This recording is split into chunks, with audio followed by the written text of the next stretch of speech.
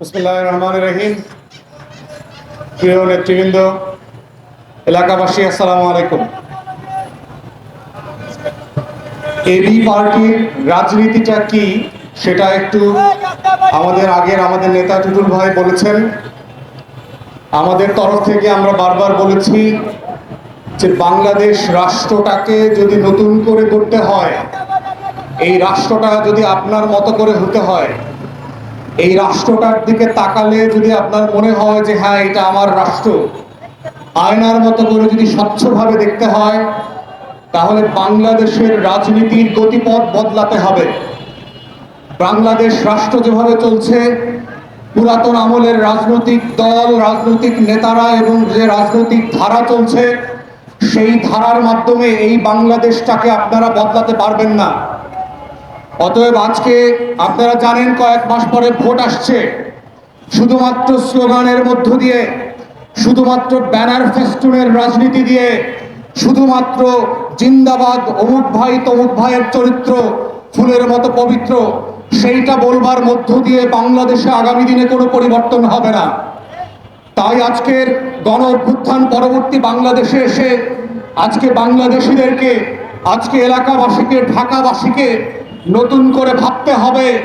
আপনারা যে কারণে গত বছর রাজপথে নেমেছিলেন, আবু সাইদ মুগ্ধ রক্তের বদলা দিয়ে যেই ফ্যাসিবাদের বিরুদ্ধে পুরো বাংলাদেশ রুখে দাঁড়িয়েছিল, সেই বাংলাদেশটাকে যদি আপনারা সত্যি বদল দেখতে চান, সত্যি ভিন্ন রকম বাংলাদেশ দেখতে চান, যেই বাংলাদেশের দুয়ের জন্য আমরা লড়াই করেছি এবং কন্টিনিউ করে যাচ্ছি, তাহলে সত্যি আমাদের আপনাদেরকে সবাইকে মিলে আমাদের রাজনৈতিক চরিত্র বদলাতে হবে। যদি মনে করেন শুধুমাত্র ভোট কেনা বেচার রাজনীতি যদি আপনারা এখনো কন্টিনিউ করেন, যদি মিছিল স্লোগানের মধ্য দিয়ে অমুক ভাই তমুক ভাইয়ের জিন্দাবাদের রাজনীতি চলে, তাহলে বিশ্বাস করেন এই বাংলাদেশের রাজনীতি থেকে চাঁদাবাজি বন্ধ হবে না, এই বাংলাদেশের রাজনীতি থেকে এই যানজট বন্ধ হবে না, এই বাংলাদেশের রাজনীতি থেকে এই রাষ্ট্রটা কোনোদিন জনগণের হবে না। এই যে আজকে পুরান ঢাকার শুধুমাত্র বাস্তবতা দেখেন, আমার আগের নেতা বলছিলেন এই বাংলাদেশটা কি আজকে আমার উপযোগী হয়েছে, এই বাংলাদেশটা কি আজকে আপনি পরিকল্পিত নগরীর যে আলাপ আমরা তুলছি, সেইটা কি কোনো রাজনৈতিক দল বলছে করছে? শুধু নির্বাচন চায়, শুধু ভোট চায়, শুধু নির্বাচন আগিয়ে দেওয়ার জন্য ব্যানারে ফেস্টুনে সারা বাংলাদেশ ভরে দিয়েছে। এই ব্যানার ফেস্টুন দিয়ে কি রাজধানীবাসীর ভাগ্য পরিবর্তন করা যাবে? এই ব্যানার ফেস্টুন আর বিকাশ রকেটের রাজনীতি দিয়ে, টাকা দিয়ে লোক ভাড়া করে মিছিল করবার রাজনীতির মধ্য দিয়ে এই বাংলাদেশের ভাগ্য পরিবর্তন 54 বছরে যেমনটা হয় নাই, খোদার কসম বিশ্বাস করবেন আগামী ফেব্রুয়ারির ভোটের পরেও হবে না। যদি আজকের ভোটাররা সিদ্ধান্ত না দেন যে এই দেশের মালিক আপনি, এই দেশের মুক্তার আপনি, এই রাজধানীবাসীকে যদি বদলাতে হয়, এই রাজধানীকে মানসম্পন্ন জীবনযাপনের উপযোগী করতে হয়, তাহলে আমাদের সম্মিলিতভাবে সিদ্ধান্ত নিতে হবে যে আমরা আসলে কি রাজনীতি চাই, কোন রাজনৈতিক দলকে চাই, কি ধরনের নেতা চাই। যতদিন পর্যন্ত আপনারা নাগরিকরা সম্মিলিতভাবে এই রাষ্ট্রের দায়িত্ব না নেবেন, ভোটের মধ্য দিয়ে শুধুমাত্র একদিনের গণতন্ত্র চর্চা করে এই বাংলাদেশের ভাগ্য বদলাবে না।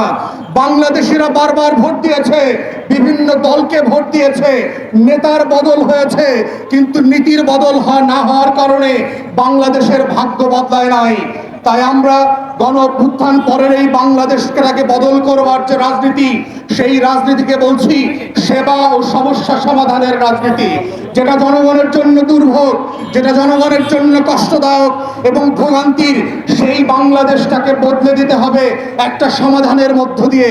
পরিবেশ বান্ধব সমাধান, প্রযুক্তি বান্ধব সমাধান, নাগরিক বান্ধব সমাধান, বাংলাদেশিদেরকেই এই দেশের মালিকানা ফিরায় দেবার যেই লড়াই এবং সংগ্রাম, সেই লড়াইয়ের নতুন রাজনীতির নাম হচ্ছে বাংলাদেশ দুই বিনির্মাণের রাজনীতি। এবং এই রাজনীতির জন্য গণ অভ্যুত্থান হয়েছে। শুধুমাত্র একটা ভোটের মধ্য দিয়ে কিছু দুর্নীতিবাজ চাঁদাবাজদেরকে পরিবর্তন করে অন্য ব্যানারে নতুন কিছু চাঁদাবাজ এবং দুর্নীতিবাজদেরকে ক্ষমতায় আনবার লড়াইয়ের নাম নতুন বাংলাদেশ না, বাংলাদেশ 2 না। এবং যদি সেটা আপনারা মেনে নেন তাহলে সেই কষ্টের দায় এবং মাসুল প্রত্যেক দিন আপনাদেরকে এই পুরান ঢাকার জটের মধ্য দিয়ে যেতে হবে, চাঁদা দেওয়ার মধ্য দিয়ে যেতে হবে, বাংলাদেশে দূষণের মধ্য দিয়ে যেতে হবে। আপনার ছেলেমেয়েরা ভালো স্কুল কলেজে লেখাপড়ার সুযোগ পাবে না, কিন্তু যাকে ফুলের মতো পবিত্র বলে আপনারা ভোট দিবেন তার ছেলেমেয়েরা ঠিকই এই চাঁদাবাজির টাকায় বিদেশে পড়ালেখা করবে, বিদেশের নাগরিকত্ব নেবে, বিদেশের ব্যাংকে টাকা লুট করে রাখবে। কিন্তু আমার আপনার এই রিক্সা চালক ভাইদের ভাগ্য পরিবর্তন হবে না, টং দোকানের চাওয়ালা ভাইয়ের ভাগ্য পরিবর্তন হবে না, আমার দিন মজুর ভাইয়ের ভাগ্য পরিবর্তন হবে না, আমার খেটে খাওয়া মানুষের ভাগ্য পরিবর্তন হবে না, আমার নদী ভাঙা মানুষের ভাগ্য পরিবর্তন হবে না, আমার কৃষকের ভাগ্য পরিবর্তন হবে না। অতএব আপনাদেরকে সিদ্ধান্ত নিতে হবে রাজধানীবাসী এবং বাংলাদেশের নাগরিকদেরকে, আপনারা কেমন বাংলাদেশ চান? পুরাতন আমলের বাংলাদেশে ফিরে যেতে চান না নতুন বাংলাদেশের একটা লড়াইতে সামিল হবেন, যেই লড়াইটা আপনারা গত বছর রক্ত দিয়ে করেছেন, রাজপথে করেছেন, পাড়ায় পাড়ায় মহল্লায় মহল্লায় করেছেন। এবং সেই বাংলাদেশ বিনির্মাণের লড়াই হচ্ছে এবি পার্টির বাংলাদেশ 2 নির্মাণের লড়াই। সেটাকে আমরা বলছি সেবা এবং সমস্যা সমাধানের লড়াই, যেটাকে বলছি নাগরিকদের সমস্যা দুর্ভোগ এবং ভোগান্তি দূর করবার লড়াই। এটাই হচ্ছে একমাত্র বাংলাদেশ কালচার থেকে আগামী দিনে পরিবর্তন করবার রাজনীতি। এর বাইরের কোন রাজনীতি ভোটের মধ্য দিয়ে নেতা বানাবে, দল ক্ষমতায় আসবে, জিন্দাবাদের রাজনীতিবিদরা এমপি মন্ত্রী হবেন, কিন্তু আপনাদের ভাগ্য পরিবর্তন হবে না। আপনারা এইরকম দূষিত নগরে থাকবেন, আপনাদের ছেলেমেয়েরা স্কুল কলেজে গিয়ে আধা শিক্ষিত বেকারে পরিণত হবে, আপনাদের চা দোকানদার এবং ফেরিওয়ালাদের জীবনযাপন আগের মতোই থাকবে, চাঁদা দিয়ে পাড়ায় পাড়ায় মহল্লায় মহল্লায় আপনাদের অটোরিকশা গাড়ি চালাতে হবে। আপনারা এইরকম ঘন্টার পর ঘন্টা ফ্লাইওভারের উপরে ব্রিজের উপরে আটকে থাকবেন, কিন্তু আপনার বাংলাদেশের ভাগ্য বদলাবে না। অথবা আপনাদেরকে সিদ্ধান্ত নিতে হবে যে এই রাষ্ট্রের মালিকানা কি আপনারা কয়েকটা দলকে, কয়েকটা রাজনীতিবিদদেরকে, কিছু দুর্নীতিবাজের আমলাদের উপর ছেড়ে দিচ্ছেন, না এই মালিকানার দায়িত্ব আপনি নেবেন? আপনি কেমন বাংলাদেশ চান? সেই বাংলাদেশটার স্বপ্ন কারা দেখাচ্ছে? সেই বাংলাদেশটাকে যারা বক্তব্যে শুধু সিঙ্গাপুরের বক্তব্য দেবে না, নতুন করে আপনার জীবনটাকে বদলে দেওয়ার লড়াইটা করবে। সেই লড়াইটা নির্বাচনের আগে কারা কারা করছে, না শুধুমাত্র ব্যানারে ফেস্টুনে দিয়ে ভোট দেওয়ার লড়াই করছে? এই পার্থক্যগুলো বুঝবার নাম হচ্ছে বাংলাদেশের নাগরিক হওয়া। যদি এই পার্থক্যগুলো আপনারা না বুঝেন, আমলে না নেন, মিছিল মিটিংয়ের মধ্য দিয়ে, জিন্দাবাদের রাজনীতির মধ্য দিয়ে বাংলাদেশের ভাগ্য বদলাবে না। এটাই হচ্ছে আজকে আমাদের বক্তব্য। এবং আমরা সারা বাংলাদেশকে বলছি, বারবার বলছি, দিনের পর দিন, রাতের পর রাত বলছি, যদি বাংলাদেশের মালিকানা সত্ত্ব আপনি নিয়ে বদলাতে চান, সেটার একমাত্র মাধ্যম হচ্ছে প্রতিদিন প্রতি রাতের জন্য এই মালিকানা ক্লেম করতে হবে। কোনো চাঁদাবাজের কাছে, কোনো দুর্নীতিবাজ রাজনীতিবিদদের কাছে এই বাংলাদেশ রাষ্ট্র আমরা বর্গা দেই নাই। যেভাবে একসাথে গত 16 বছরে ফ্যাসিবাদের কাছে আমরা বাংলাদেশ বর্গা দেই নাই, শেখ হাসিনা আর শেখ পরিবারের কাছে বাংলাদেশ বর্গা দেই নাই, দিল্লির কাছে যেমনটা করে আমরা বাংলাদেশ বর্গা দেই নাই। এই বর্গা না দেবার নতুন মালিকানার রাজনীতি হচ্ছে গণ অভ্যুত্থান পরবর্তী বাংলাদেশের রাজনীতি।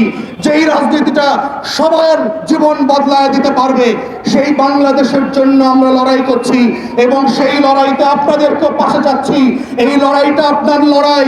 এই লড়াইটা আমার লন্ডন থেকে ফিরে আসার প্রয়োজন ছিল না। আমার ভাগ্য আমি বদলানোর সুযোগ আমার ছিল। আমি ফিরে এসেছি আপনাদের জন্য, আপনাদের তরফ থেকে, আপনাদের পক্ষ থেকে ফ্যাসিবাদ বিরোধী লড়াই যেমন করেছি, এখনো করে যাচ্ছি নতুন বাংলাদেশ বিনির্মাণের লড়াই।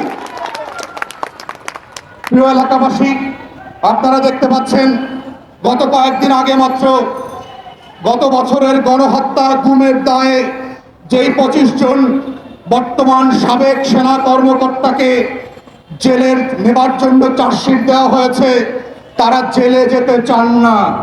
যদিও তারা গুম খুন করেছেন, যদিও তারা সারা বাংলাদেশে 800 আয়না ঘর বানিয়েছেন, যদিও তারা গত 16 বছরে লক্ষ লক্ষ রাজনৈতিক নেতা কর্মীর আঙ্গুল উপড়ে দিয়েছেন, ট্রেন লাইনের উপরে লাশকে দ্বিখণ্ডিত করে দিয়েছেন, আমার মাদ্রাসার ছাত্র এবং শিক্ষক ভাই বোনদেরকে শুধুমাত্র দাড়ি টুপির কারণে ধরে নিয়ে জঙ্গি বানিয়েছেন, এত এত অপরাধ করবার পরেও ওনারা নিজেদেরকে মাসুম মনে করেন। ওনারা নিজেদেরকে মনে করেন আমাদেরকে এসি রুমে রাখতে হবে, আমরা কাশিমপুর আর কেরানীগঞ্জে যেতে চাই না। বাংলাদেশটা কি কারো বাপদাদার কাছে বেঁচে দিয়েছি?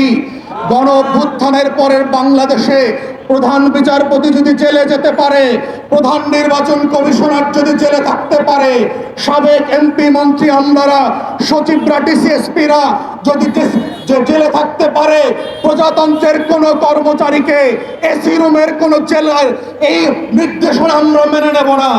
আমাদের বক্তব্য খুব পরিষ্কার, যারা অন্যায় করেছেন, যে ফৌজের মেম্বার হন, তিনি পুলিশের আইজি হন, তিনি র্যাবের ডিজি হন, তিনি সেনা প্রধান হন, প্রজাতন্ত্রের কর্মচারী থেকে শুরু করে সবার জন্য রাষ্ট্রের আইন সমান। যারা ফৌজদারি অপরাধ করেছেন অ্যাকর্ডিংলি আইন মোতাবেক তাদেরকে কাশিমপুর কেরানীগঞ্জে থাকতে হবে। কোন স্পেশাল স্ট্যাটাস দেওয়া দিল্লির গোলাম জেনারেলদের জন্য আমরা কখনো মেনে নেব না। অতএব এই লড়াই নতুন বাংলাদেশের লড়াই, আইন সবার জন্য সমান, এটা প্রতিষ্ঠা করবার লড়াই। এবং আমরা চিফ প্রসিকিউটর থেকে শুরু করে স্বরাষ্ট্র উপদেষ্টাকে বলছি, গোলামীর রাজনীতি চলবে না। বাংলাদেশের আইন যদি সবার জন্য সমান হয়, রিক্সাওয়ালাকে কেন তার বাড়িতে থাকতে দেওয়া হয় না জেল হিসাবে? কেন টং দোকানদারকে থাকতে দেওয়া হবে না? কেন অন্যদেরকে থাকতে দেওয়া হবে না যার খুশি মতো? এইভাবে রাষ্ট্র চলবে না। অতএব চিফ প্রসিকিউটরকে বলেছি, আপনারা ধন্যবাদ পাওয়ার উপযোগী, কিন্তু অ্যাকর্ডিংলি মাথায় রাখবেন কারাগারের কোনো স্ট্যাটাস থাকতে পারবে না। সবাই একই কারাগারে থাকবে, একই বন্দিত্বের জীবন যাপন করবে, কিন্তু অ্যাট দ্য সেম টাইম ন্যায্যতার সাথে, ইনসাফের সাথে আমরা বিচার করব। শেখ হাসিনার প্রতিও যেন কোনো জুলুম না হয়, ন্যায্যতার সাথে সাবেক আওয়ামী লীগের সকল নেতাকর্মীর বিচার হবে। এটাই নতুন বাংলাদেশে আমাদের ঘোষণা এবং আমাদের লড়াই। আমাদের শত্রুর সাথেও আমরা ইনসাফ করব।